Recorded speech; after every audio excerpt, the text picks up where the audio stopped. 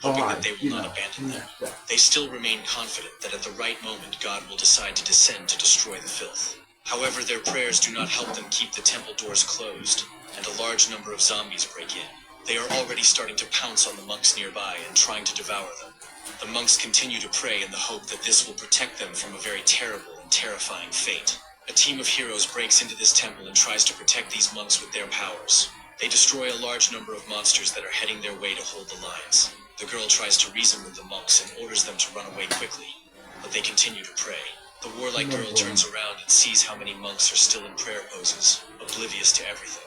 She looks at them with regret and horror, and says that they are probably going crazy. After some time, they are attacked by high-ranking zombies, which increase in size several times. They try to get rid of beings. Shiva snaps his fingers to reap a new harvest of the amazing human essence. The fighters who defended the monks wonder why the gods decided to lift them into the air.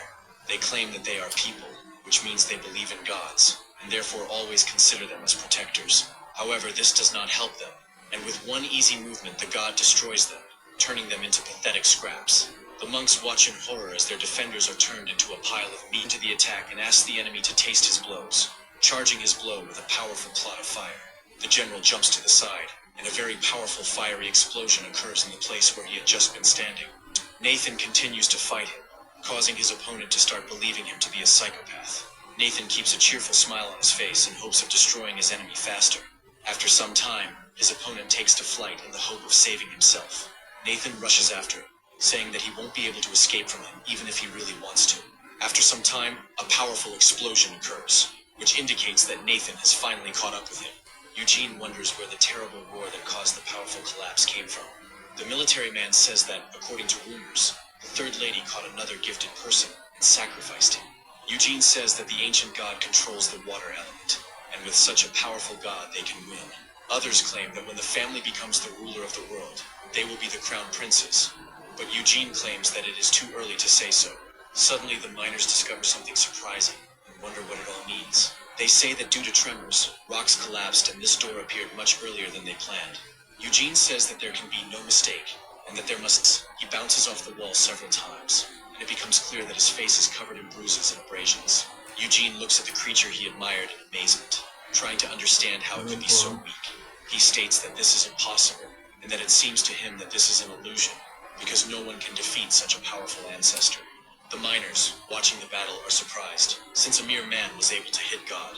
Looking at the main character, they wonder who he is, and how he got such incredible power. Nathan says the recent chase has given him new insights, and he's now using them. Now he has learned to walk on air, since fire magic allows him to do even that. Nathan recalls that when the Emperor of Mankind's spiritual body dispersed, he left him with many fragments of memory. The defeated general says that a petty thief dares to attack the water element that he commands. He also states that if he only absorbs this spiritual moisture, he will fully recover his strength, becoming stronger. He joyfully commands this water, saying that all this belongs to him, and he will not give these riches to anyone. Nathan just snaps his fingers, looking at him in surprise and asking if he is sure of his words. After this, he approaches him on his dark phoenix and summons a giant tower behind him. He gives the order to collect water so as not to leave the general any opportunity to restore his strength. Nathan looks very menacing and continues to use hand gestures to command the tower to draw in moisture. The tower creates a giant whirlpool, which is so large that it can swallow an entire city. The general tries to stop him, saying that all this water belongs only to him and he is its owner. Nathan ignores his warnings and absorbs all the water, which is then sucked into the tower at high speed. Eugene and the military wonder how a brazen boy could steal from their family. One of them takes out a special artifact and orders the main character to die as quickly as possible in the name of victory. He immediately uses his mirror spirit skill to defeat Nathan. Immediately after this, he decides to sacrifice his blood to release the Jade Spirit. He orders the spirit to kill this scoundrel in order to save the great ancestor of whom they are proud.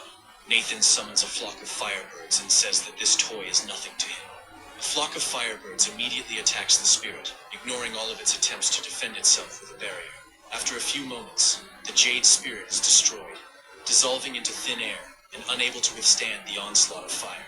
However, Nathan's opponents realize that they still have a few tricks up their sleeve to deal with him. Eugene decides to use the Dharma Lotos platform to cast a powerful defensive spell.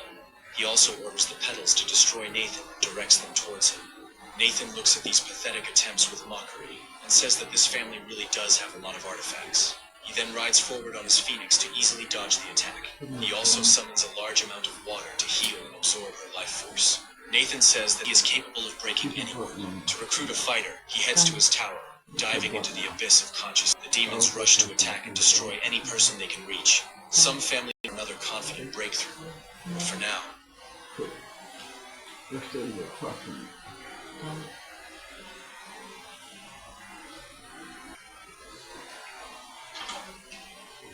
Let's do it.